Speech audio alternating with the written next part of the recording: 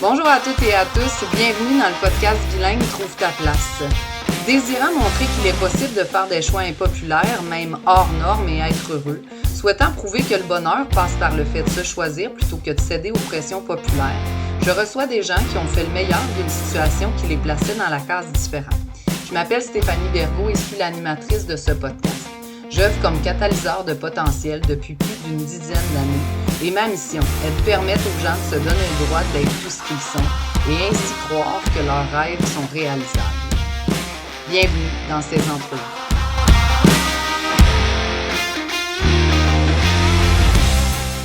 Bonjour à toutes et à tous, bienvenue dans le podcast Trouve ta place. De nouveau, aujourd'hui, j'ai la chance de recevoir quelqu'un d'exceptionnel, Marie-Magdalena Wolf. Donc, merci d'être venue sur mon podcast, c'est trop cool. Avec grand plaisir, merci de m'avoir invitée. Fait que là, vous allez voir, hein, Marie, elle a un petit accent français. Fait que pour ceux qui me connaissent lorsque je parle avec des Québécois, le mien s'adapte généralement.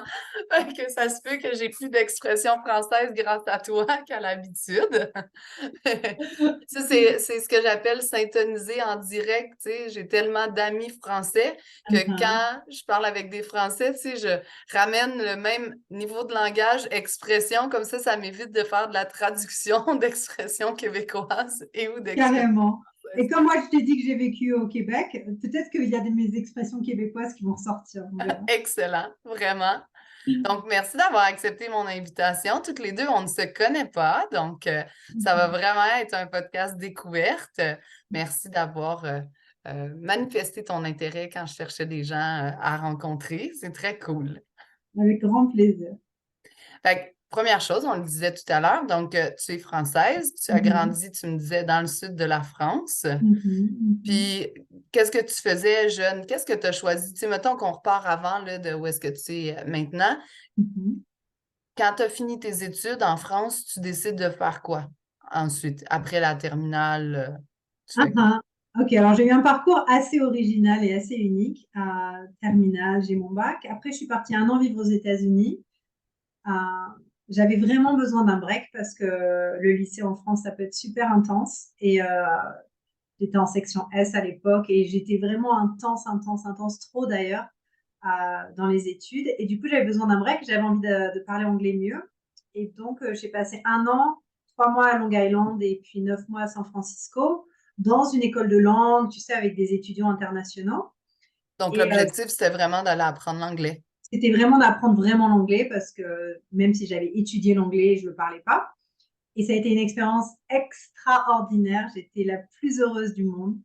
À tel point que sur la côte ouest américaine, je voulais vraiment rester étudier, aller à l'université aux États-Unis.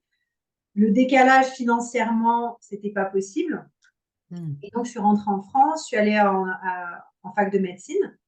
Et puis, j'ai eu un traumatisme dont on va pouvoir parler qui s'est produit lors de la deuxième année, du début de la deuxième année, et qui a fait que j'ai quitté la fac de médecine. Et ensuite, ça a été vraiment un moment de recherche intérieure pendant 1 an sans savoir. J'ai grandi dans une famille assez intellectuelle où finalement, quand tu es bon élève, tu n'as que 2 options, tu es soit avocat, soit médecin. Je comprends ça. Donc, je pense que même si mes parents, si je leur avais, je pense, dit que j'étais passionnée par autre chose, ils m'auraient probablement encouragée. J'ai vraiment baigné dans cet environnement où je ne voyais pas d'autre option pour moi. Donc, quand la médecine, finalement, je l'ai mis de côté, je suis allée en fac de droit. Donc là, boum, fac de droit pendant 3 ans. Intérieurement, je meurs parce que c'est pas là où mon âme veut aller, c'est pas ce que je veux faire. Mes parents étant avocats, j'ai vraiment l'impression que j'étais, comment dire, invisiblement guidée dans quelque chose. J'avais toujours dit, je ne serai pas avocat, je ne travaillerai sûrement pas avec vous. Et puis, après, donc j'étais en licence de droit. Les études n'étaient pas difficiles en soi, mais vraiment, je n'étais pas épanouie. Je rencontre un gars qui devient donc mon copain, mon amoureux. Et là, je pars dans une direction totalement différente. J'arrête en plein milieu de l'année et j'annonce à mes parents, qui étaient enchantés, comme tu imagines, que j'allais vivre en Guadeloupe, donc dans les Caraïbes. Oui. faire de la musique et vivre dans une petite communauté, pas faire d'études. Voilà, donc C'est complètement un gros hippie, changement. mais un changement énorme qui n'était pas vraiment ancré émotionnellement. Si j'ai du franglais, si je fais du franglais, je sais que toi tu vas le comprendre, mais pour les Québécois vont le comprendre aussi, mais j'ai l'habitude d'en parler en anglais. Ouais. Donc oui, c'était pas grounded, tu vois, du tout, Oui, mais c'était une expérience de vie qui m'a amenée là où je suis aujourd'hui. Donc j'ai fait 7 à 8 ans en Guadeloupe en tant que musicienne en fait. quand même. Donc j'ai commencé à faire de la flûte traversière. J'ai appris à jouer du jazz, la bossa nova. Mon ex à l'époque, après, on voulait genre être les Pink Floyd. C'est très cool. Les nouveaux Pink Floyd, on était 6, 3 nanas, 3 gars musiciens. Euh, 3 d'entre nous débutants, ça fait beaucoup. 3 nanas qui jouaient de la flûte traversière, ce qui fait aussi beaucoup pour un groupe. Vraiment. Mais bon, l'objectif, c'était ça. Et finalement, il y avait beaucoup de conflits interrelationnels. Et quand mon ex et moi, on a décidé de vivre juste à deux, on a justement, on avait un petit duo de bossa nova et de jazz, où lui, il chantait à la guitare et moi, je faisais des solos de traversière. Oui. Donc, c'était vraiment une expérience complètement unique. Ensuite, j'ai travaillé dans une école de musique. Et j'ai fait ça pendant le temps où j'étais en Guadeloupe, en fait. Et finalement, vers la fin, moi, j'ai commencé le yoga à la même époque et j'ai découvert le pilates Mhm. et le pilate. Et de fil en aiguille, ma relation avec mon ex a touché à sa fin et j'avais découvert le pilate. Ma prof m'avait demandé de donner des cours aussi, donc j'étais un peu dans l'enseignement. Enfin, j'ai toujours été dans la transmission et Mhm. dans l'enseignement, même si c'était de façon pas traditionnelle, en fait. Mhm. Tu vois, j'apprends la musique, je donne des cours de musique, j'apprends le pilates, je donne des cours de pilates. Oui. Et, je sens que mon temps en Guadeloupe se termine. Et mon frère est au Québec, il est à Montréal. Et je fais des recherches en ligne pour savoir mais quelle est la meilleure formation de pilates. En France, je ne trouve pas de truc qui m'accroche. Et je trouve une formation à Montréal. Je me dis, ça y est, c'est ça. Donc, Mm. en, c'était quoi, septembre 2000, c'était quoi, 2009? 2009 ou 2008? 2009, je crois. Je suis passée d'un climat tropical à très vite l'hiver québécois. Oui, le choc drastique. Le choc drastique. Donc voilà, je t'ai eu un petit récap de mon parcours. J'arrive au Québec, je tombe amoureuse du Québec, les Québécois sont formidables, j'enseigne, je fais ma formation de pilates, et puis je trouve un studio de pilates et je commence à donner des cours en fait. Et je commence à... Mhm. Puis là, tu sais, ça fait quelques minutes à peine que l'on discute, puis tu es déjà parti à peu près n'importe où sur la planète. Tu grandis en France, pourquoi avoir choisi déjà les États-Unis plutôt, par exemple, que Londres ou tu sais, quelque chose d'un peu plus proche pour aller apprendre l'anglais? Tu sais, qu'est-ce qui donne ce goût de voyager là? Parce que clairement, tu sais, après les États-Unis, ben, il y a eu la Guadeloupe, après, tu sais, il y a eu le Québec, puis après, je sais maintenant que tu es aux États-Unis, on en parlera tout à l'heure, mais ça a toujours été là ou? C'est une bonne question, tu sais, je me suis jamais posé la question. Je ne sais pas si ça a été le programme lui-même, je ne sais pas si j'avais à l'époque le désir particulier que ce soit les États-Unis plutôt qu'autre chose pour l'anglais. En tout cas, même avant de partir, quand j'étais jeune, quand j'étais ado ou quand j'avais 18-19 ans, enfin j'avais 18 ans quand je suis partie aux États-Unis, donc même avant, je faisais des voyages. Après, quand j'étais en fac de droit ou de médecine, donc j'ai toujours aimé ça, voyager. Et comme je le dis aujourd'hui, je pense que il y a deux aspects. Un qui est mon côté aventurier, exploratrice. J'ai toujours aimé découvrir d'autres cultures, être en contact avec d'autres cultures. Et deux, j'ai compris qu'il y avait quand même un environnement dans ma famille qui émotionnellement était assez dysfonctionnel. Ça, c'est des choses dont j'ai pris conscience vraiment enfin, plusieurs années après quand j'ai commencé un travail sur moi. Mhm. Et je crois qu'il y avait un besoin inconscient de prendre mon envol dans un environnement différent. Donc j'avais besoin aussi de mettre de la distance Oui. pour me découvrir moi-même en fait. Et tu sais, parfois c'est une espèce d'inconfort où on ne sait pas pourquoi, on ne se sent pas complètement soi-même. Oui. Euh, et voilà, donc aujourd'hui avec le recul, je peux dire qu'il y avait les deux mélangés. un désir de découverte de l'ailleurs et un Mhm. besoin de me découvrir moi-même dans l'ailleurs, dans un environnement qui n'est pas celui dans Oui, lequel j'étais. extérieur au cadre habituel. Voilà. Exact. Puis tu disais quand tu étais aux États-Unis, tu sais, c'était pas forcément un choix grande D. Est-ce que à l'époque, tu sais, bon, tu as fait ce choix-là, tout ça, est-ce qu'à l'époque, quand tu reviens, puis là, tu fais médecine, là, tu me dis c'est passé quelque chose qui a fait que tu as bifurqué, tu as choisi le Mhm. droit, même en Mhm. sachant que c'était pas ça. Est-ce que tu savais déjà ce que ce serait à ce moment-là ou tu sais juste que c'est pas ça, puis tu sais pas quoi? Ouais, c'est une bonne question encore. Déjà, je peux mettre des mots clairs sur ce qui s'est passé. J'étais en fac de médecine. Première année de médecine en France, c'est un concours. Oui, Euh, et donc, en fait, déjà, j'étais dans cette mentalité-là quand j'étais en terminale, première, enfin seconde, etc.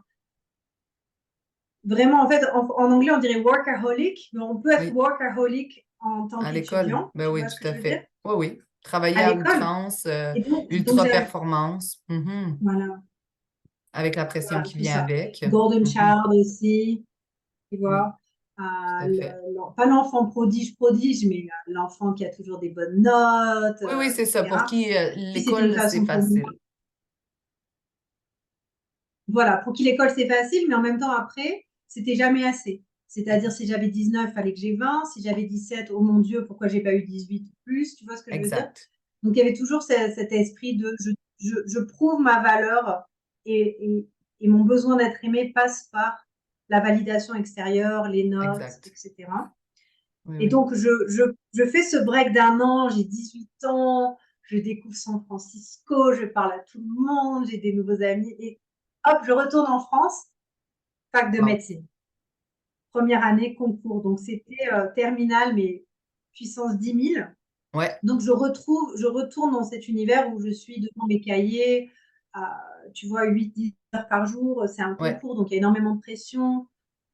Euh, Donc, je me souviens que j'ai décidé à cette époque-là de le réussir en 2 ans pour me donner un espace pour pouvoir respirer aussi. Euh, Ce qui était marrant, c'est que j'ai rencontré une Américaine quand j'étais dans la ville où j'étais. Et, euh, et du coup, j'étais quand même j'ai comme reproduit ce milieu dans lequel j'étais aux États-Unis, dans mon petit univers à moi. Donc, c'était assez festif, c'était pas vraiment studieux. Et donc, je me suis dit, je vais le faire en 2 ans. Et au début de la deuxième année, en fait, je me suis fait violer par en fait, un gars que je voyais. Hmm. Et ça a été une expérience extrêmement traumatique que je n'ai compris que 15 ans après, en fait. OK. Sur le coup, ça a été un événement extrêmement traumatique parce que ça Hmm. a été extrêmement violent. Et tout ce que j'ai su, comme il était dans les environs et qui... comment on dit stalker en anglais? Stalk, you know? Ouais, ben, en Espionner fait, qui peut-être ou t'espionnait, il te suivait. Ouais, tout à fait. qui suivait, voilà, etc. C'était un environnement extrêmement pas stable et pas sain, en fait. Toxique. Mhm. Donc, je sais que j'ai annoncé à ma mère que ça m'était arrivé. Évidemment, tu sais, euh, c'est resté très secret, très tabou. Je Hmm. pense qu'il y a beaucoup de honte qui entoure ce genre d'événement. Tout à fait. Même quand on est intellectuellement, on va dire peut-être ouvert à beaucoup de choses, quand ça arrive à ta famille, à toi, Oui, j'en veux pas à mes parents avec le recul, mais je sais qu'ils n'ont pas fait les choses qui auraient pu m'aider beaucoup plus vite, comme par exemple me dire d'aller voir un psychologue ou d'aller suivre une thérapie, etc. oui. Peut-être que j'étais pas ouverte non plus. Hmm. Ah, et donc moi, dans mon esprit, c'est bien, non, non, rien ne s'est passé, il faut juste que je parte d'ici. Et en fait, ce qui s'est passé, c'est que en réaction aux mois qui ont précédé cette relation qui était toxique, j'ai développé un kyste à l'ovaire. OK. Et en fait, une semaine après le viol, je suis allée voir un gynéco qui m'a dit, tu as un kyste à l'ovaire de la taille d'une orange, il faut que tu te fasses opérer immédiatement. Et en fait, curieusement, ça a été en fait une forme d'échappatoire puisque je pouvais dire, je dois être opérée. Du coup, je suis retournée dans la ville où j'ai grandi, Hmm. me faire opérer. Et si tu veux, l'opération chirurgicale, c'était un peu comme, pas besoin de dire qu'il s'était passé quelque chose de traumatique finalement. C'était un petit Oui. peu comme un... Oui, Et je une pense que fuite mon un corps peu. d'ailleurs, voilà, Mhm. mon corps avait réagi à ce que j'avais emmagasiné finalement.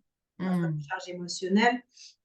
Enfin, ça, c'est mon approche à moi aujourd'hui qui est beaucoup plus holistique. Oui. Un médecin traditionnel ne verrait peut-être pas la chose comme ça. Et donc voilà, donc je me fais opérer et du coup, ben, je déménage, j'y retourne plus. Et ensuite, voilà, comme je te disais, une année d'un peu stagnation, de recherche, mais je retourne chez mes parents, ce qui pour moi est l'enfer, parce qu'en grandissant, j'avais une relation très conflictuelle avec mon père, qui s'est beaucoup améliorée avec les années et avec la distance. Mais donc, si tu veux, c'est un moment où tu te cherches. Moi, Oui. j'étais dans l'échec. En plus, tu vois, l'excellent élève qui échoue, c'était un peu Hmm. la destruction Oui, c'est comme des gâcher ton projections. potentiel. Mhm. Voilà, c'est ça. Oui, je comprends. Voilà, c'est ça. Donc finalement, je pense que pour ma mère, il y avait cette idée que, mon Dieu, ben, la seule chose qui peut la sauver, ce sera la fac de droit. Euh, C'est très salvateur, le droit. On le voilà. De sait. toute façon, si je faisais pas Sciences Po, HEC, fac de droit ou fac de médecine, enfin, tu vois. La Exact. France, je pense, a encore beaucoup enfin, de choses à évoluer sur sur certaines mentalités en ce qui concerne l'école et les études, Oui, etc. il y a certains, effectivement, il y a certaines rigidités dans certains aspects encore. Je suis assez d'accord. Fait que là, finalement, est-ce que tu finiras jamais ta licence? Non, je Bon, finirai jamais ma licence et je l'ai jamais regretté. Oh, qu'est-ce que j'ai entendu? Non, mais il reste 3 4 mois, passe ton oui, concours, tu vas le regretter. Et je me suis dit, mais non, en fait, non, je ne vais jamais le regretter et je ne le regrette pas. D'ailleurs, j'ai oublié ce que j'ai appris. Enfin, tout à fait. Puis, la musique, c'est un appel? Ou c'est l'homme avec qui tu es à cette époque-là qui est plus un appel? voilà, c'est l'homme avec qui je suis, avec le recul encore une fois, c'est l'homme avec qui je suis à cette époque-là. Je pense en fait que au fond de moi, tu sais, mon frère, il a été mis dans la catégorie, c'est l'artiste de la famille, et moi, Hmm. j'avais été mis dans la catégorie, je suis l'intellectuel de la Ouais. famille, probablement par les intérêts qu'on montrait aussi, mais ma créativité artistique, je l'avais jamais même conçue ou explorée, ou je m'étais jamais autorisée.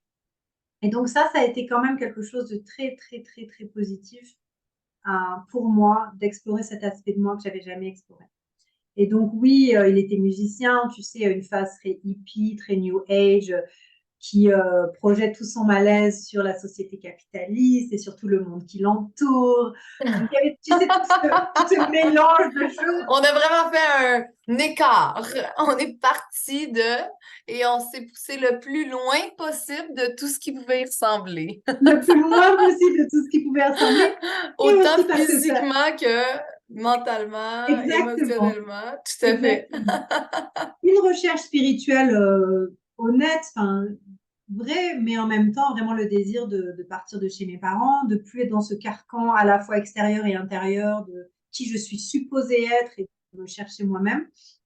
Donc, donc cette opportunité se présente où on pouvait garder la maison d'un de nos copains que la mère allait vendre et on avait 3 4 mois dans cette maison Mhm. librement. Donc c'était un peu un moment où on pouvait prendre nos marques, peut-être trouver un boulot sur place, comme je te disais, devenir un groupe extraordinaire. Ouais. L'utopie, l'idéalisme. Oui, oui, non, mais c'est parfait. Oh, c'est parfait. C'est extraordinaire. Mais moi, ce que j'admire, c'est l'audace. L'audace d'essayer d'aller dans une direction qui est complètement inverse à ce que les gens qui nous entourent considèrent comme de la sanité, là. Ça, Parce c'est que- clair. Ça, c'est clair. C'était de l'audace, mais je vais te dire, avec le recul, c'est presque comme si j'allais mourir, sinon. Hmm. Et je pense que je C'est comme ne un peux élan. pas dire, je n'avais pas vraiment d'idées suicidaires à l'époque. J'en ai eu quand j'étais vraiment pré-ado, mais c'était pas vraiment des choses que j'aurais poussé à l'acte. Je pense plutôt à malaise. Mais au fond de moi, c'était presque un non-choix. Mhm. C'est-à-dire, j'étouffe, je meurs, tout mon être se mourait dans ce carcan euh, et explorer la créativité, cette relation avec mon ex, l'opportunité d'aller en Guadeloupe, au soleil, près de la mer. Tout mon Oui, système nerveux, en fait, c'est mais oui, mais peut-être qu'on a le droit de ne pas être assis à une table 8 à 10 heures par jour. Tu vois ce que je veux dire? C'est comme un tout à besoin fait. vital d'exister autrement, en fait. Mais on est d'accord que ça prend quand même un minimum Oui. d'ouverture. Tu sais, je veux dire, regardons autour de nous. Mhm. Puis Moi, je dis souvent, on est quand même des bébites un peu étranges, là. Tu sais, des bébites pour les Français, là, c'est des bestioles, mais on est quand même. C'est pas tout le monde qui se dit Mhm. oui, bon, ben, je ressens que je suis en train de mourir de l'intérieur, donc je vais complètement changer, déménager à l'autre bout, faire quelque chose de complètement différent. Tu sais, comme, il y a quelque chose. Fait que je suis d'accord avec toi que c'est un appel, ça vient de ton Mhm. ressenti, mais tu as quand même l'audace de l'écouter. Puis, Mhm. tu sais, de sauter aussi, puis de te dire, bon, ben Mhm. parfait. Parce qu'à chaque fois que tu déménages, tu te déracines aussi un peu. Puis après, Complètement. ben, tu crées des nouvelles racines ailleurs, des nouveaux amis, des nouvelles amies. Bon, ça, c'est parfait. Puis, tu sais, aussi, quand tu es dans un cadre excessivement rigide, tu es assez satisfaite d'en sortir aussi. Tu sais, il y a certaines personnes qui en sortent à 15 kilomètres de chez leurs parents. Hein. C'est pas tout C'est le monde vrai. qui vont faire ça comme 6 000 7 000 pour... Fait qu'il y a comme quelque chose d'intéressant là-dedans. Puis après, bon, ça se termine, je comprends, avec la personne avec qui tu es, en même temps que ton séjour guadeloupéen. Puis tu Mhm. viens rejoindre ton frère à Montréal, décides de faire Mhm. du Pilates. Là, tu me l'as dit tout à l'heure, fait que je le reprends, mais tu es resté à Montréal 1 an. Ensuite, tu es reparti et tu es revenu. Quand tu es reparti en France ou Je suis t'es... partie en France, mais alors là, c'était mon désespoir aussi, comme les États-Unis. Peut-être que j'ai été américaine ou dans le continent nord-américain dans d'autres vies, mais c'était juste une question de visa. Je ne sais plus Hmm, comment ça s'appelle, le ouais, PVT à l'époque, je ne sais plus si ouais, c'est c'est la même ça. chose. Ouais, Donc, c'était une question de visa. C'était une question d'avoir ou de pas avoir ou de renouveler. Il y avait un truc dans le genre. ouais, Ah, donc, c'est pour ça que j'étais partie en France pour le retenter. Ah, oui, donc, j'étais à Paris pendant 1 an parce que mon frère, justement, qui était parti, avait un appart à Paris dans lequel j'étais, ouais, puisque lui, il était au Québec à ce moment-là. Et oui. donc, pendant 1 an, pareil, je donne des cours de pilates, à la fois privés, et dans des centres de fitness, etc., avec le grand espoir que je peux retourner à Montréal l'année d'après. Ce qui fonctionne, tu me l'as dit. Ce Fait qui que là, fonctionne, je suis retournée à Montréal, alors je me suis un peu confuse dans les dates, 2012-2013, et je suis partie en 2014, donc 2 ans ou 1 an et demi. mhm. Et entre-temps, ça va te plaire dans le côté aventure, euh, des amis à moi me disent, écoute, il y a une formation pour être de massage thaïlandais en Thaïlande de 6 semaines. C'est Wow. juste dans ton break entre la fin de la France et le début de Montréal. Viens, on va se régaler, on va se... Bon, une petite Thaïlande pendant 6 semaines entre tout Voilà, ça. Parfait. exactement. Je me suis dit très bien, c'est dans le monde du bien-être, c'est des choses que je veux apprendre, donc parfait. Je me régale, une école excellente. Euh, Encore une fois, dans un environnement de gens internationaux, donc super chouette. Là-bas, je rencontre un gars avec qui, bien sûr, je commence une relation longue distance. Ah Il oui. est, il est américain, on se rapproche du moment présent.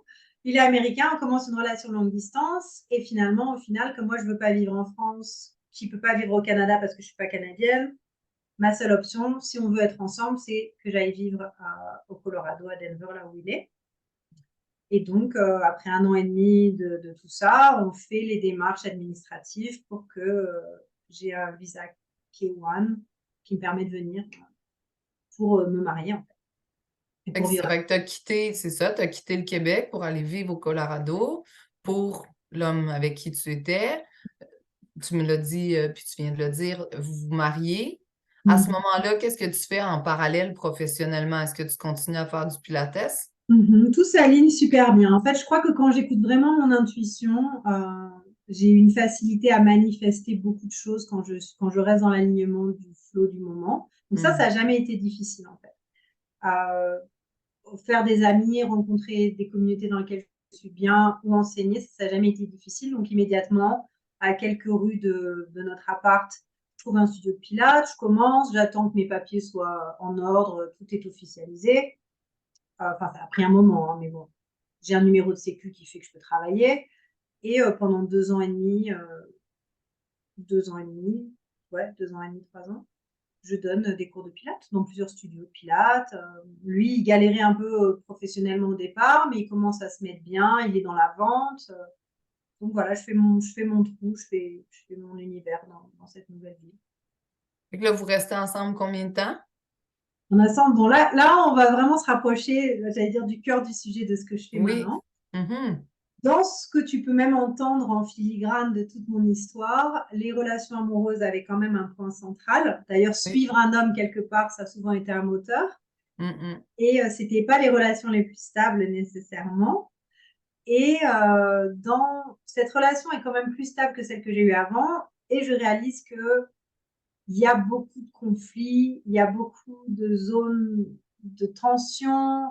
Sexuellement, j'ai comme un espèce de besoin en moi de découverte et d'épanouissement que j'arrive pas à co-créer, même si c'est un garçon très gentil d'autre part. Il a des problèmes d'addiction à certaines choses, comme le porno ou comme l'alcool ou comme la coke, qui sont pour moi vraiment, vraiment loin de mon univers. Donc, encore une fois, des choses que je pensais qui disparaissaient, mais qui restent qui continuent de faire partie de son quotidien. Si c'est pas quotidien de tous les jours, mais régulier, des rencontres avec les amis, des fêtes et tout. Donc, il y a quand même il y a un décalage qui se crée. Mhm. Et donc, je cherche à trouver des aides. Et donc, je regarde en ligne, je fais un petit peu de thérapie. Pas en ligne, je fais un peu de thérapie, je vois un thérapeute, enfin un psychothérapeute. Séance numéro 4, je réalise que j'ai été violée quand j'avais 19 ans et qu'en fait, c'est un problème, mais qu'en fait, je ne l'ai pas vraiment digéré dans ma psyché, que je porte finalement le poids de ce traumatisme non résolu. Mhm. Ça s'arrête avec cette psychothérapeute, on ne va pas rentrer dans les détails. Je pense qu'il y a beaucoup de psychothérapeutes qui ne savent pas contenir le traumatisme sexuel. Ouais, oui, tout à fait. Mhm. Ils sont pas équipés du tout pour ça. Mhm. Donc finalement, ça s'arrête. Et je cherche en ligne en fait. Je cherche. Je fais tu sais, les cours en ligne qui sont peut-être beaucoup plus communs pour nous en Amérique du Nord qu'en France. Ouais. Un cours de couple pour 6 semaines. Je fais un cours sur l'orgasme sur 6 semaines. Si tu veux, ça m'apporte des choses, mais j'ai pas l'encadrement pour vraiment me découvrir Oui, c'est ça. au fond. Fait que là, pour l'instant, on parsème des nouvelles connaissances et des Voilà, intérêts, mais voilà. sans avoir une direction claire. Voilà, je fais du counseling, donc en français, tu sais, ici, il y Oui, a de notamment l'accompagnement. Mhm. l'accompagnement pour couple. OK. Euh, Ça nous aide un peu à mieux communiquer, mais encore une fois, avec le recul, je réalise que ça reste un peu à la surface quand même. Et il y a cette hunger, il y a cette faim en moi, ce besoin de trouver des solutions. Et miracle, l'univers me dit, enfin, la nana que je suivais en tant que coach pour ces petits cours en ligne offre sa première certification d'1 an pour Sex, Love and Relationship Coaches. Donc, Mhm. coach en relations amoureuses et sexualité. Oui. Et toute mon âme, encore une fois, se dit I have to do this. C'est ça qu'il faut que je fasse. J'ai pas du tout l'intention d'être coach. Du tout. Euh, C'est très drôle. je Non plus, sais même j'avais pas ce pas que les cette coachs intention. font. Je sais même pas ce que les coachs font. Je sais même pas vraiment ce que c'est qu'un coach. J'en ai jamais vu un, quel que soit le domaine, que ce soit business ou autre, ou développement personnel. Mais je me dis ça, il faut que je le fasse. Toute mon âme. Mhm. Donc voilà, je paye c'était quoi, 12 000 pièces québécois qui revient. Quand même. Oui. Exact. Et puis, j'embarque dans ce truc, Stéphanie, je te promets. Je suis rentrée là-dedans comme si j'entrais au monastère, comme si j'entrais dans quelque chose où j'y ai mis toute mon énergie. Alors, c'était Mhm. peut-être le mois de l'école, tu sais, qui, quand elle étudie, Oui, c'est ça. elle est pas à fond. Une vieille programmation. Une vieille programmation qui ressort, où je suis quand même, je dois être la première ou pas la première, mais être investie. Oui. Et cette certification, elle est maintenant à sa 6e ou 7e édition. Donc, c'est sa première version. On est une centaine de femmes. Tout est en ligne. Mais c'est vraiment extrêmement en profondeur. Peut-être trop, d'ailleurs, avec le recul, ce serait une autre conversation sur comment Oui, des vraiment. fois, c'est pas si évident de doser jusqu'où tu vas avec un programme en ligne, surtout quand tu l'as pas testé parce que là, tu n'as pas forcément les retours encore. Fait que oui, tout à fait. Mais à cette époque-là, c'est plutôt une quête ou une recherche pour toi. Tu sais, toi qui as réalisé, bon, qu'il y avait eu le viol, à ce que tu dis, réalises aussi que dans ton intimité, c'est pas exactement connecté comme tu le souhaites, que tu fais des choix, entre autres, guidés par ton cœur, oui, mais pas toujours, tu sais, ceux qui rationnellement font du sens. Bon, fait que c'est dans cette quête-là que tu embarques, tu sais, que c'est un oui franc, là, tu sais, tu embarques dans cette formation d'1 an, c'est ça? Formation d'1 an, c'est exactement ça. 3 mois de travail sur soi, 3 mois d'apprendre les outils pour coacher d'autres personnes, 1 mois de business bootcamp, bon, voilà, et 3 mois, Ça me fait toujours rire. c'était pas assez, c'était pas assez. Oui, c'est clair que non. C'est clair que non.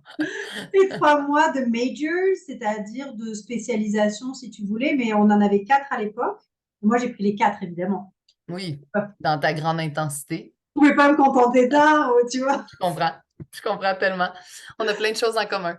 C'est marrant, ça. Donc, c'était relation de couple, un des majors. L'autre, c'était l'œuf de jade.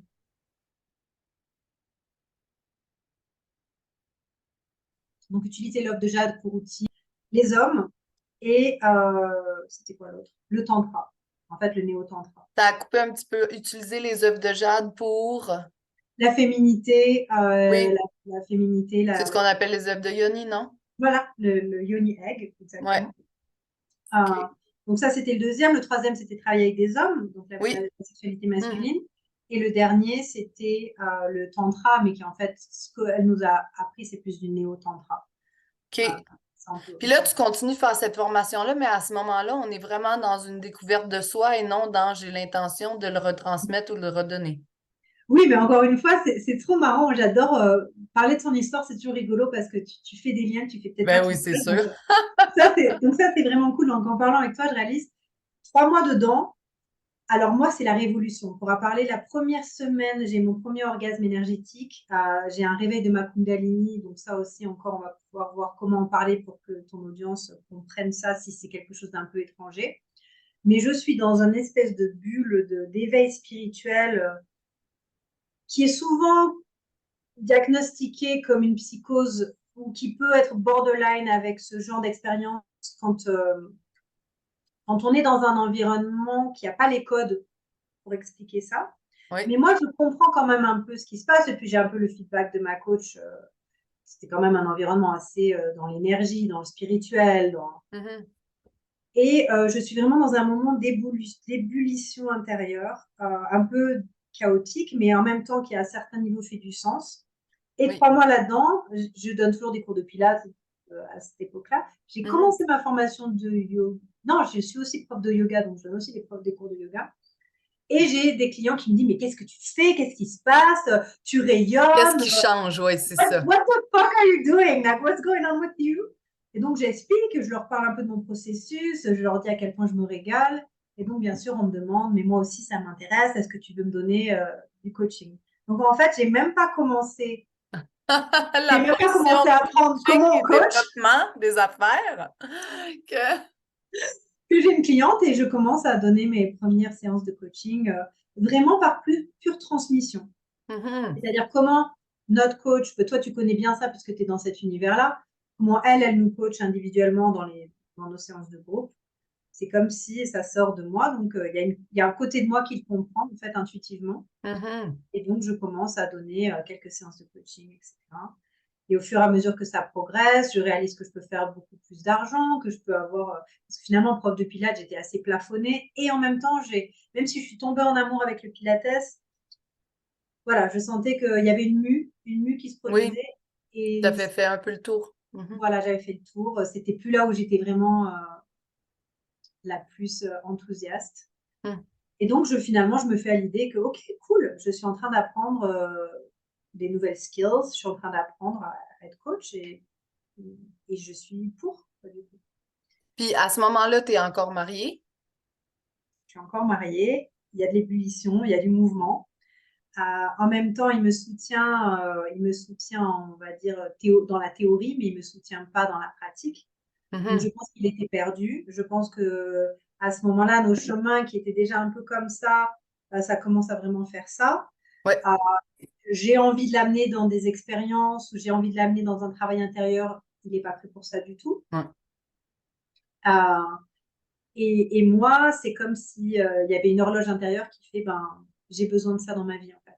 J'ai besoin Mhm. de ça dans ma vie et je peux plus attendre. Et entre le Mexique, évidemment, entre le Mexique dans ma vie. Donc, dans ce cours en ligne d'1 an, on avait 2 retraites Oui. optionnelles où on se rencontrait en vrai. Et OK. une semaine, on était par 50 ou par 40 et on est au Mexique, dans un endroit extraordinaire, Oui, magnifique. c'est ça. Et voilà, donc on y va, c'est le mois de mai. Je découvre des femmes avec qui j'ai partagé des choses extrêmement profondes pendant ces 4-5 premiers mois. Et puis, je tombe amoureuse du Mexique. Je tombe amoureuse de l'endroit où je suis. Ouais. Énergétiquement, c'est complètement aligné avec là où j'en suis. Mhm.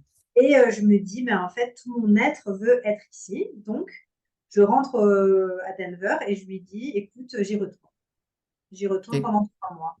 En même temps, bien sûr, je sais qu'il y avait un besoin de distanciation pour que je réfléchisse à notre couple. Hmm. À l'époque, c'était pas pour se séparer, mais il y avait quand même de gros questionnements. Et puis, au bout d'un mois, 2 mois là-bas, je sais plus si c'est au bout d'un mois ou quoi, voilà, ça devient C'est très, plus clair. très Mhm. clair et je dis que je l'aime, qu'on s'aime.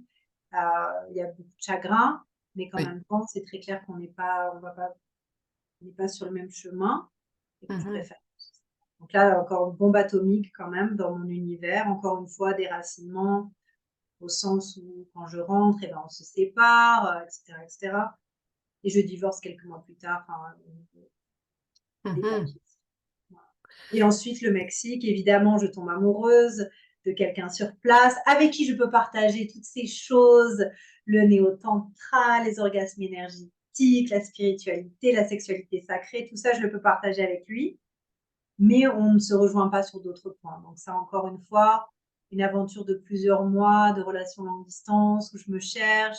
Est-ce que je pars vivre au Mexique? Je rencontre beaucoup d'expats, donc je me pose pas mal de questions aussi sur ça. Mhm. Et puis, je me sépare de cette personne-là et je suis toujours au Colorado. Et pour la finir, pour en arriver à aujourd'hui, quelques mois plus tard, je rencontre le partenaire avec qui je suis aujourd'hui depuis 4 ans. La relation magique que je désirais. Mhm. Et, en fait, en 2019, on se rencontre, lui et moi, avec l'idée de peut-être émigrer au Mexique ou en tout cas d'aller voyager. Et je vais te dire, thank God, Covid arrive quelques mois plus tard. Et donc, évidemment, shutdown, je réalise qu'on va quarantiner ensemble. Oui. Et donc là, c'est le début d'une autre aventure finalement où on se dit, écoute, on va emménager ensemble. Soit ça passe, soit ça casse. Mais Exact. je vais pas aller quarantiner avec ma coloc. En plus, on s'entend pas super en ce moment parce qu'elle veut pas le voir. Donc, Hmm. voilà. Donc ça a été finalement un gros, gros cadeau pour la partie de moi qui était toujours un peu en mouvement, de s'ancrer, de se poser. Et c'est là où je prends mon coaching business vraiment au sérieux aussi. Parce que je peux plus donner de cours de pilates, je peux plus donner de cours de yoga, tous les studios ont fermé. Oui. Et donc, c'est, si tu veux, un cocoonage professionnel et personnel, mais qui m'a fait énormément de bien, en fait. Hmm. Puis j'imagine aussi, là, tu sais, pendant la période COVID, en tout cas, moi, je l'ai vu, là, tu sais, moi, je dis que le COVID, ça a été un catalyseur de ce qui existait déjà, là, tu sais, je veux dire, les couples qui ne fonctionnaient pas bien, ils se sont séparés, les employés qui détestaient leur emploi ou les gestionnaires qui avaient des enjeux avec certains employés trouvent qu'à distance, c'est encore plus difficile à gérer, tu sais, bon, fait que, un peu tout ça. Fait que dans ta sphère d'expertise, ben, il y a peut-être certains couples qui se rendent compte que certaines choses ne marchent pas exactement comme ils le souhaitent, puis qui sont prêts en fait à passer à l'action pour trouver des solutions. Fait que peut-être aussi que les gens commencent à s'ouvrir. En plus, bon, on parle beaucoup de santé mentale parce que la situation est telle qu'elle est. Les gens commencent à s'ouvrir plus à être accompagnés, à avoir de l'aide. Ils cherchent des trucs à faire parce qu'ils en ont beaucoup moins qu'ils en faisaient avant. Fait qu'ultimement, tu sais, le timing, il est bon de ton côté aussi pour que les gens, tu sais, s'intéressent à ce que toi tu fais, puis toi, de plus en plus aussi, là. Oui, c'est vrai, c'est tout à fait vrai. En fait, il y a eu beaucoup d'entrepreneurs en ligne qui ont très bien gagné leur vie pendant cette période-là, ou au contraire, qui ont eu beaucoup plus de clients, toutes Mhm. les raisons que tu viens de citer. C'est vrai. Puis, je vais te poser une question. Si elle est trop intime, tu te permets de ne pas y répondre naturellement. Mais tu sais, tu disais, jeune adulte, tu te fais violer, tu te rends Mhm. compte 15 ans plus tard du traumatisme, tu réalises, bon, l'ampleur de tout ça. Euh, J'aurais probablement eu tendance à penser que ça fermait les gens plutôt que les ouvrir, tu sais, dans le sens où je trouve que le processus que tu as fait de réappropriation de ta sexualité, de ce partage-là, de ces énergies-là, c'est intéressant. Est-ce que c'est quelque chose que tu avais envisagé? Est-ce que c'est quelque chose qui a guéri des trucs, ces Mhm. formations-là? Tu sais, comment Mhm. tu l'as expérimenté?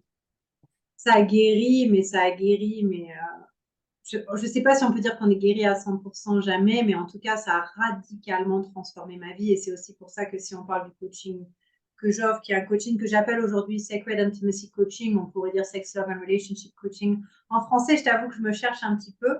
On Hmm. pourra parler de ça si tu veux, des différences culturelles. Je dirais coaching de relations amoureuses et d'intimité. Ouais. Les outils auxquels j'ai eu accès, notamment de guérison des traumatismes, des outils vraiment très, très somatiques. Le coaching que je fais, il est autant énergétique que somatique que parlé. Mhm. Je me suis sentie accompagnée. Maintenant, avec le recul, encore une fois, c'était un container qui était beaucoup trop intense, je pense, et maintenant, ceux qui font cette formation ont beaucoup plus accès à beaucoup plus de coachs il y a quand même un peu plus de soutien. Il y a des gens Ouais. qui vont quand même critiquer ça comme étant trop intense. C'est comme si tu sais, t'ouvres le couvercle, Mhm. et donc après, il faut Oui. gérer ça. Mon approche aujourd'hui, elle est beaucoup plus douce. Parfois, je trouve qu'on va plus vite en allant plus lentement en ce qui Oui. concerne la guérison des traumatismes et la connexion à notre corps, etc. Mais en ce qui me concerne quand même, ça a radicalement transformé ma vie, ma relation à mon corps, à mon plaisir, le discernement dans les partenaires que je choisis, en l'occurrence ce partenaire, qui est la relation la plus centrée et épanouissante que j'ai jamais eue de ma vie. Mhm. Pour différentes raisons. J'ai mûri, bien sûr, en tant que femme, mais aussi j'ai eu accès à des outils que je n'avais pas avant. Oui. Et du coup, j'ai choisi quelqu'un plus en conscience, qui est dans la même démarche que moi, intéressé par les mêmes choses que moi. Donc, il y a beaucoup Mhm. d'alignements que je n'avais pas avant. Donc, oui, ça a énormément, énormément, énormément aidé. C'est sûr, à guérir des choses. Et même, je vais te dire, guérir au point où, au début de cette formation-là, j'ai été diagnostiquée. Je ne devrais pas le mettre en quotations, avec Graves' disease. Donc en français, merde, c'est l'hyperthyroïdie. OK. Ah, c'est un autre nom en français qui m'échappe. C'est pas exactement la même chose. En OK. tout cas, Puis, l'hyperthyroïdie. Et moi, je sais intérieurement, spirituellement, intuitivement que c'est lié au traumatisme sexuel non résolu. Maintenant, il y a plus de données qui sortent sur le lien entre les maladies auto-immunes, ces maladies ah, auto-immunes, tellement. et les traumatismes sexuels ou traumatismes d'enfance non résolus. Mhm. Et du sens, hein, ton corps se retourne Oui, contre oui, toi. tout à fait. Tout à fait. Il te Euh, protège de la mauvaise façon. voilà, il te protège de la mauvaise façon, etc. Et en Mm. fait, j'ai conscience et je décide que je vais guérir. Bien sûr, mon endocrino de l'époque me dit tu seras médicamenté toute ta vie, Ouais. peut-être qu'on va avoir une ablation de la thyroïde, etc. Moi, je dis absolument pas. Et en fait, les médicaments m'aident pendant 2, 3 mois, mais ce 5e mois où je pars au Mexique, je décide d'arrêter les médicaments progressivement, de retrouver. Je faisais de l'auto. Euh, mon alimentation était, on dit en français, paléo. Est-ce qu'on dit Oui. paléo? Mhm. Oui. AIP, c'est auto-immune paléo. Oui. Je retrouve une alimentation un peu plus diverse. Et Oui, puis, oui, dans laquelle finalement, tu as retiré tout ce qui est inflammatoire, mhm, puis tout à mhm. fait. On peut dire que je suis en rémission depuis ça. Touching wood, je touche du Oui, touche bois. du bois. Ben Mais oui, vraiment. personnellement, je considère que j'ai guéri à travers la guérison, la libération de la charge traumatique que mon corps portait. Pas seulement du viol, hein, bien sûr, de mon enfance. Je parle beaucoup dans mon coaching du traumatisme générationnel qu'on porte. Ouais, On peut comprendre à travers l'épigénétique, mais qu'on peut comprendre aussi intuitivement. On porte les patterns de nos tout à grands-mères, fait. de nos arrière-grands-mères, etc. Il y avait évidemment dans l'histoire de ma lignée maternelle beaucoup de conflits de couple, beaucoup de traumatismes aussi. Donc, avec le recul, c'était pas étonnant que j'ai reproduit ces choses-là. Et oui, donc ça m'a beaucoup, beaucoup aidé. Et c'est d'ailleurs pour ça que je suis aussi finalement convaincue par ce que j'offre, en fait. Et je trouve ça super intéressant. Est-ce que, c'est parce que tu parles de couple et tout ça, mais moi, je regarde autour de moi, là, les amis qui se sont amis eux, les Mhm. amis eux, qui ont décidé éventuellement de se consacrer à cet aspect-là, là, tu sais, de leur féminité, là. Tu parlais de Yoni tout à l'heure, je vais te laisser en parler parce que c'est un peu abstrait pour moi, mais Mhm. toutes les amies que j'ai vues passer, dans certains cas, elles étaient en couple. Pour certaines, depuis des années, ça a changé radicalement la relation Mhm. lorsqu'elles étaient avec le bon partenaire puis qui étaient aussi ouverts qu'elles, on va dire, à explorer des nouvelles avenues. Puis pas seulement changer leur sexualité, là, mais changer leurs interactions. Ça a vraiment fait des changements. Il y en a d'autres qui se sont séparés parce que justement, ce qu'elles désiraient voir se matérialiser n'arriverait pas avec la personne avec qui elles étaient à ce moment-là, puis elles l'ont réalisé avec Mhm. clarté, je dirais. Mais certaines d'entre elles aussi étaient célibataires et ont décidé de faire ce trajet-là pour elles-mêmes, tu sais, plutôt que Mhm. de le faire justement en duo. Mhm. Euh, J'imagine que toi, tu accompagnes, oui, des couples, mais aussi des gens seuls. Qu'est-ce, tu sais, pour les gens qui savent pas pourquoi on s'attarderait en fait à notre sexualité puis Mhm. à ce qu'on vit dans cette sphère-là, même lorsqu'on est toute seule, qu'est-ce que tu leur dirais? Je leur dirais déjà que s'ils ont la curiosité de se poser la question pourquoi, s'il y a une insatisfaction, ben de la valider, parce que je pense qu'il y a beaucoup de gens qui ne sont pas nécessairement satisfaits et Hmm. qui rentrent dans une espèce de routine où ils se disent, bon, ben, c'est la vie ou c'est comme ça. Et Ouais. d'écouter ce désir et ce besoin d'améliorer leur relation amoureuse ou leur relation sexuelle. Souvent, ça passe de ça. Souvent, tu sais, c'est un peu le début de l'iceberg où la personne va se dire, mais pourquoi je ne peux pas avoir d'orgasme? La femme, souvent. Hmm. Ou un homme, ça va être pourquoi j'ai une éjaculation trop précoce, ou pourquoi est-ce que je perds mon érection plus vite que ce que j'aimerais. C'est souvent pour moi le sommet de l'iceberg. Et en fait, Oui, c'est ça. quand tu descends, tu découvres des choses beaucoup plus profondes qui, bien sûr, vont te permettre d'améliorer ta vie sexuelle, mais qui ont un Mhm. impact beaucoup plus large dans ta vie. Donc, je dirais que déjà, explorer sa sexualité, c'est quelque chose qui peut se faire de diverses façons. Donc, ça peut aller, c'est important d'aller au rythme de la personne, donc c'est quelque chose qui peut se faire en douceur. Je pense que les gens, quand ils imaginent, OK, il faut que je guérisse ma sexualité ou il faut que j'améliore ma sexualité, on pense sex toys Hmm. ou mettre du piment au sens ou aller dans Oui. le kink ou dans un truc comme ça, qui oui, peut-être bien, mais encore une fois, ça peut rester surface level quand on ne va pas voir Hmm. ce qu'il y a en dessous. Oui. Euh, et donc vraiment, finalement, notre sexualité, c'est nous. Et puis si on va plus profondément dans une approche un peu plus spirituelle, ben, notre énergie sexuelle, c'est une énergie qui existe véritablement dans j'allais dire notre chakra racine et notre deuxième chakra, mais on peut dire simplement dans le bas-ventre, dans le bassin, c'est une vraie énergie qui peut s'éveiller, qu'on peut ressentir Mhm. et qui est une force vitale finalement. De la même façon qu'on comprend très bien que quand on fait l'amour et qu'on tombe enceinte, et ben, on peut avoir un enfant, cette énergie créatrice, elle peut aussi être canalisée vers d'autres choses. Donc, on sait que quand on voit une femme, après, ça peut être stigmatisé ou ça peut être distorted. Mais quand on voit une femme qui est bien dans son corps, qui est bien dans sa sensualité, qui est bien dans sa féminité, il y a une espèce de magnétisme, il y a une espèce de Mhm. radiance, tu vois, qui je Oui. pense, c'est pas va Ouais, dans il d'autres radie. aspects, tu vois, qui sont pas que la relation amoureuse, qui sont Ouais, pas tout juste à fait. dans le Mhm. couple, mais qui est la confiance qu'on a à faire ce qu'on aime dans la vie, à dire oui ou à dire non, à avoir des boundaries qui sont plus claires, Ouais. tu vois, Puis je pense que c'est tous le ces aspects. summum du self-care, là. Voilà. Tu sais, Mhm. pour arriver au moment où est-ce que tu as envie de t'attarder à cette question-là, je Mhm. pense, il faut généralement que tu aies commencé par t'attarder à un peu ce que tu disais là, tout à l'heure, tu nommais des trucs par rapport à la sexualité, là, tu sais, bon, mais j'ai pas d'orgasme ou j'éjacule trop vite, ok, parfait, mais aussi dans d'autres sphères de la vie. C'est les gens qui arrivent à s'attarder à cette portion-là, c'est généralement qui se sont aussi attardés à des insatisfactions professionnelles, des constats par rapport à certaines amitiés.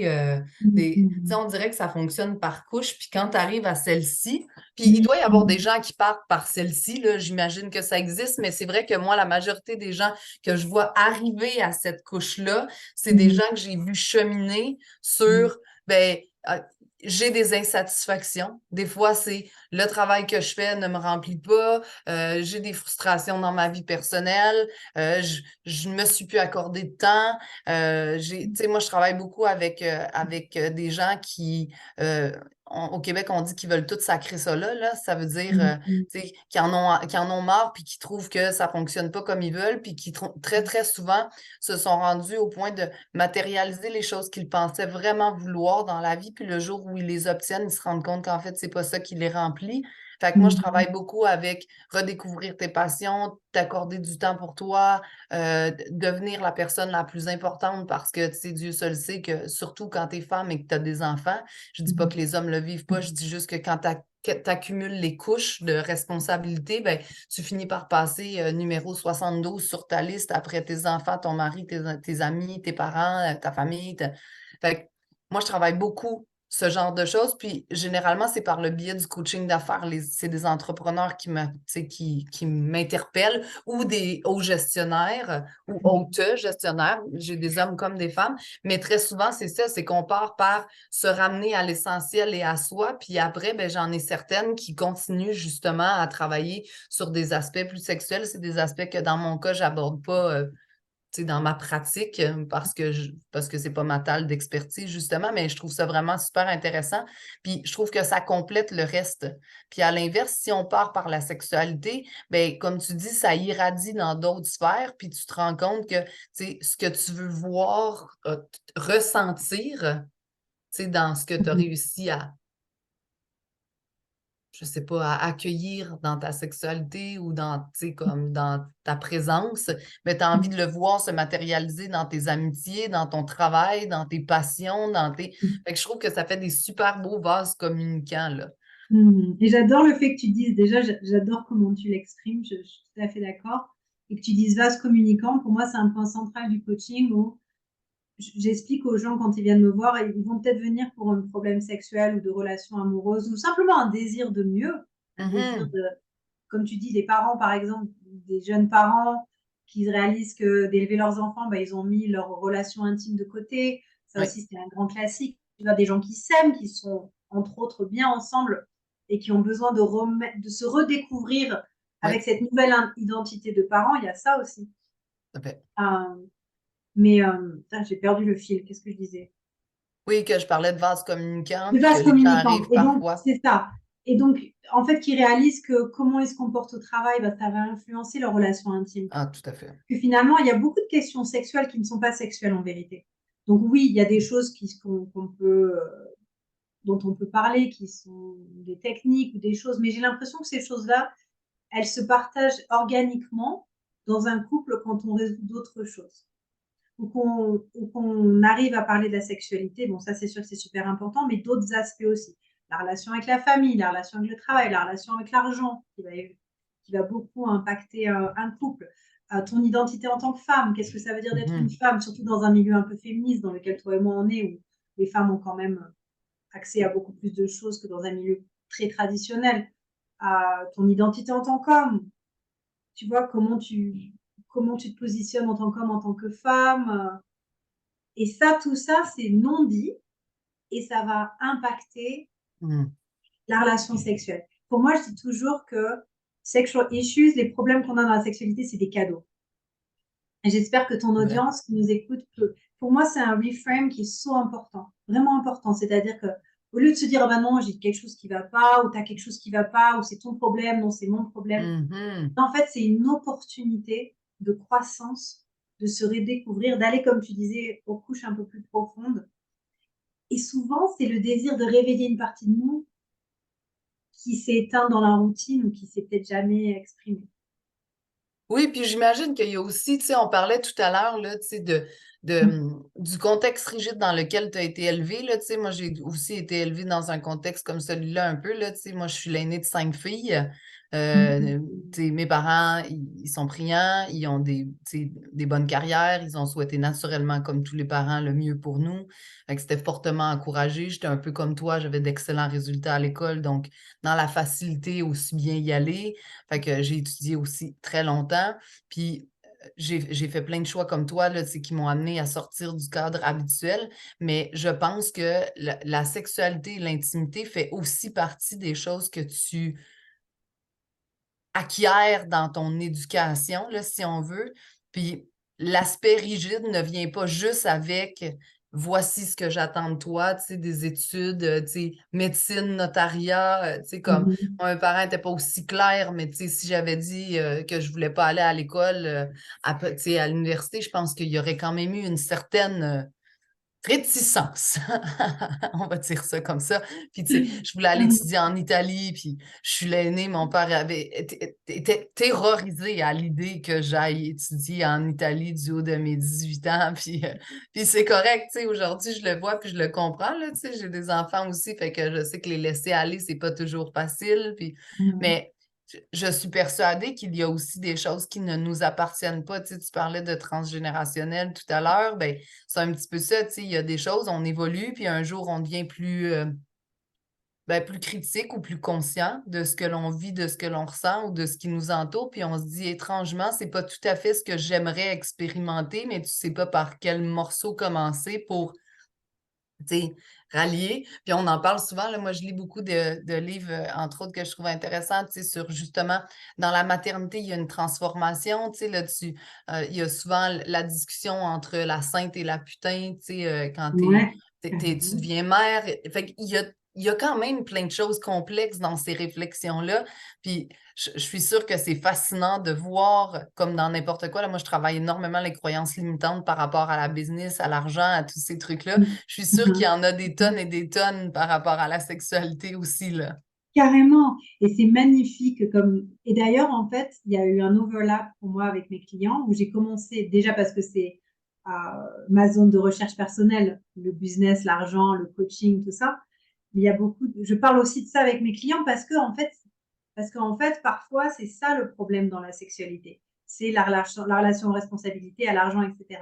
Mais comme tu dis, voir les gens se transformer dans leur sexualité, des femmes avoir des orgasmes quand elles en ont jamais eu, parce qu'elles libèrent le traumatisme de leur grand-mère ou parce elles reprennent confiance en elles ou parce qu'elles vont vraiment dire ce qu'elles aiment et ce qu'elles n'aiment pas. Hmm, Euh, on porte beaucoup de femmes et hommes euh, d'un besoin de performer sexuellement. exact. C'est-à-dire l'homme, il va avoir un fardeau de se dire, oh mon Dieu, si elle jouit pas, c'est parce que je suis pas un bon Un mari ou bon un bon amant. amant. Mhm. La femme va se dire, oh mon Dieu, si je jouis pas, c'est que j'ai un problème ou que mon corps est cassé ou que... Et donc, il y a beaucoup d'enjeux autour de ça, mais quand tu vas creuser, en fait, ça rejoint des choses beaucoup plus profondes. Donc, de voir quand ces couches se libèrent et ça connecte les gens. Pour Ah, c'est moi, c'est sûr. vraiment, c'est pas juste, OK, vous êtes un couple, maintenant vous avez des orgasmes, super. Non, le processus de parler de toutes ces choses-là, d'être vulnérables ensemble, Hmm, de s'ouvrir à une relation au corps et au cœur qui est différente. tout à Ça, fait. c'est beau. Ça crée de l'intimité en soi, en fait. Tout à Le, fait. le cheminement à deux de réaliser ces choses-là, je trouve que c'est un cheminement magnifique, au-delà du résultat qui est qu'on se sent mieux dans son corps et qu'on a accès à des orgasmes plus librement.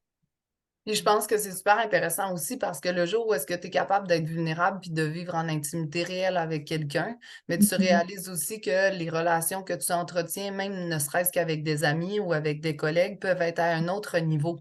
C'est Mhm. niveau d'authenticité, de transparence, Puis on parle pas forcément là, de sexualité, on parle juste de le jour où tu apprends réellement à soutenir une intimité à deux, je pense que ça aide fortement tout le relationnel, quel qu'il soit. Absolument. Puis t'apprends à Absolument. être, moi je dis being safe, là, tu sais, se sentir sécure dans une relation précieuse te permet de te sentir Mhm. tout pouvoir, si tu veux, un peu dans la vie au quotidien, tous les jours et tout ça. Fait que je trouve que c'est un sujet dont on parle pas suffisamment, puis qui est sais, je pense, la couche nécessaire ou en tout cas utile. Puis des fois, ça prend comme un certain temps, juste ne serait-ce qu'à avoir l'ouverture de se rendre jusqu'à ces réflexions-là ou avoir envie. J'imagine qu'il y a des inquiétudes. Des fois, tu sais, tu parlais du couvercle tout à l'heure, tu sais, mais what if, là, tu sais, si j'ouvre le couvercle, qu'est-ce qui va en sortir? Il y a des fois des gens qui doivent se dire, est-ce que je vais découvrir que je suis réellement cassée puis que ça marche pas? Tu sais, il doit y avoir quand même certaines inquiétudes là, que tu Il y a vois au plein quotidien. d'inquiétudes. Il y a l'inquiétude aussi quand, comme j'ai trois offres, une pour homme, une pour femme, une pour couple. Il y a, quand c'est un couple qui vient travailler, là, il y a l'inquiétude secrète ou exprimée. Et si on réalise qu'on n'a pas envie d'être ensemble de l'autre côté de ce C'est clair. travail, est-ce que je vais quand même faire tout ce travail et je vais pas avoir d'orgasme? Et c'est donc, comme tu dis, j'ai vraiment un problème. Il y a plein de peurs limitantes, c'est Mm. sûr. Euh, Avec la sexualité, il y a la peur de si je réveille ce côté-là, est-ce que je vais Oui. devenir une putain? Ou il y a beaucoup de, tu le sais toi dans ce travail de coaching, de croyances limitatrices et de programmation du subconscient, tu sais qu'on fait des associations. Et ce que je dis beaucoup, ce qui est mal compris, c'est que notre sexualité, elle est programmée au même titre que notre rapport à l'argent ou au travail ou à la maternité, tu vois. Mm. Et Oui. donc, euh, et donc imaginons que quelqu'un dans sa jeunesse ait été quelqu'un d'extrêmement libertin, d'extrêmement libéré, mais que cette personne-là, homme ou femme, ait fait des choix qu'ils aient regrettés après. Mm. Par exemple, d'être, je sais pas moi, soit des choix malheureux, soit au contraire de se dire, maintenant je suis sérieuse, j'ai ma famille, j'ai mes enfants, j'ai un travail. Si je ouvre cette partie de moi, j'ai peur Mm. de retomber dans ces circonstances-là où j'ai peur de redevenir cette personne-là. Donc, il y a beaucoup de conversations autour de ça, en fait, de réaliser qu'on évolue sexuellement et aussi de réaliser, tu le connais dans le shadow, tout ce que tu réprimes et ce que tu repousses, de toute façon, t'influence. Exact. Tout à T'influence. fait. Soit tu Ouais. le réprimes tellement que du coup, tu réprimes aussi tes orgasmes et ton plaisir parce que tu en as peur, mais il y en a des gens qui vont euh, se retourner dans le porno, mais c'est secret, donc il y a une fragmentation dans leur comportement. Et Mm. ça reste présent, si tu veux. Ça reste Ouais. présent. Soit dans la suppression, soit dans l'expression, on va dire, fragmentée. Mhm. Et pas alignée, ils n'en sont pas fiers, ils ne l'ont pas ramené. Il y a beaucoup de choses que tu peux faire dans la sexualité où tu amènes justement ces parties de toi dont tu as peur avec ton partenaire si tu en as un, Ouais. et où tu peux le vivre de façon consciente dans les role plays, dans le kink, dans l'exploration de qu'est-ce que c'est de façon consciente. Du coup, si c'est conscient, ben c'est safe. Exact. C'est ça. C'est de se Mhm. ramener en fait à ici maintenant, je me sens, puis j'ose, puis tu sais, parce que ça demande du courage, ça demande de l'humilité, ça demande de la vulnérabilité, ça demande. Fait que c'est vraiment intéressant. C'est Puis, super. puis tu sais, quand, par exemple, un couple, c'est ça que je vois beaucoup, surtout, moi, ce qui me passionne, c'est que des couples qui sont ensemble depuis longtemps et qui s'aiment, qui sont encore attirés l'un par l'autre, et on va dire qu'ils ont des valeurs alignées. On va dire qu'il n'y a pas d'autres problèmes vraiment extérieurs, mais ils ne comprennent pas pourquoi sexuellement, c'est pas encore Mhm. quelque chose qui s'est éteint, par exemple. Souvent, c'est parce qu'on a soit envie de devenir quelqu'un d'autre un petit peu, Mhm. ensemble, mais nos habitudes de couple nous ramènent à ce qu'on connaît ensemble. Et Oui. on peut aussi avoir peur si notre partenaire commence à être une femme, peut-être elle s'habille un peu différemment, elle rayonne, elle se connaît à son corps, ça peut amener l'homme, si on parle de relations hétérosexuelles, ça peut amener, mais ça peut exister dans les relations homosexuelles aussi, une insécurité pour l'homme. Oui. Est-ce que je vais la perdre? Est-ce que je suis assez bon pour elle?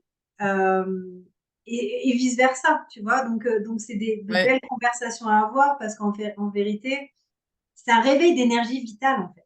Exact. C'est très drôle parce que, tu sais, moi, je parle pas de sexualité ou en tout cas, je le travaille pas. Là, j'en parle de temps en temps, surtout quand c'est les personnes avec qui je travaille qui veulent en parler. Mais je fais inévitablement toujours du coaching de couple, mais généralement seulement sur mon client. Ce que je veux dire par là ou ma cliente, c'est que très souvent, on arrive pour des raisons business, puis finalement, quand je finis par regarder, tu sais, comme tout ce qui est sous-jacent, ben, il y a un enjeu ici, un enjeu là. Fait qu'on parle beaucoup de la relation de couple parce que c'est un des piliers.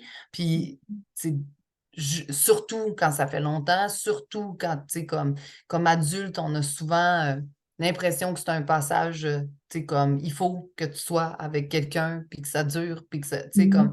Fait que Mhm. il y a plein de choses à ce que tu dis. Je trouve ça super intéressant parce que c'est inévitablement nécessaire d'en parler, là, peu. Puis ce que je réalise en t'écoutant, c'est qu'on n'a juste pas la même porte, toi puis moi, mais on travaille sur la même chose, tu sais, mais à des niveaux différents, sur des aspects différents. Puis je trouve ça vraiment fascinant. Euh, je vais naturellement mettre tous les liens, toute ta description dans notre conversation. C'était vraiment super intéressant. Je pourrais continuer à discuter avec toi pendant les 4-5 prochaines heures minimum. Puis C'est Dieu clair. seul sait que j'en suis capable. Donc, écoute, merci beaucoup d'avoir pris de ton temps. Comme je dis souvent aux gens, là, vous avez des questions pour moi ou pour Marie, vous n'hésitez pas, vous les mettez sous la conversation. Si Marie, elle ne voit pas, je vais lui transférer. Tu sais, j'espère que ça va avoir ouvert de la curiosité ou de l'intérêt pour ceux qui ne se sont jamais attardés. Puis peut-être aussi des bons souvenirs pour ceux et celles qui sont déjà dans ce type de processus-là parce que, tu sais, justement, ça ramène un peu à ce que tu disais, là, tu sais, ça ramène à wow, c'est vrai à quel point ça m'a servi ou ça m'a aidé là. Mais merci de ton temps, c'était vraiment super. Avec un grand, grand plaisir. Ça me fait vraiment plaisir de parler en français. Et ce que je veux dire pour terminer, c'est quand tu vas mettre les liens, Oui. mes offres sont en anglais. Pour les francophones qui ne sont pas vraiment familiers avec l'anglais, mon objectif, c'est aussi de les traduire, mais qui n'hésitent pas à m'envoyer un email. Il y a mon courrier électronique qui sera dedans. Et bien sûr, ce sera avec grand plaisir que je répondrai à leurs questions en français.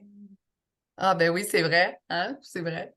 Parfait. Ben écoutez, merci à tous et à toutes d'avoir été là de nouveau. On se revoit la semaine prochaine avec un ou une nouvelle invitée. J'ai bien hâte. Je vous souhaite une super belle semaine. Merci. Merci d'avoir été à l'écoute. On se retrouve la semaine prochaine avec un autre invité tout aussi fascinant qui pourra t'inspirer à prendre action afin de trouver ta voie. Si tu aimes ce podcast, je t'invite également à laisser une note de 5 étoiles afin que le podcast se démarque davantage et que le message se fasse entendre. Le podcast est également disponible en format vidéo sur YouTube. Tu le trouveras sur la chaîne Catalyseur de potentiel sous Trouve ta place. Je t'invite également à connecter avec moi sur Facebook et Instagram, Stéphanie Berthaud ou Catalyseur de potentiel. Bonne journée.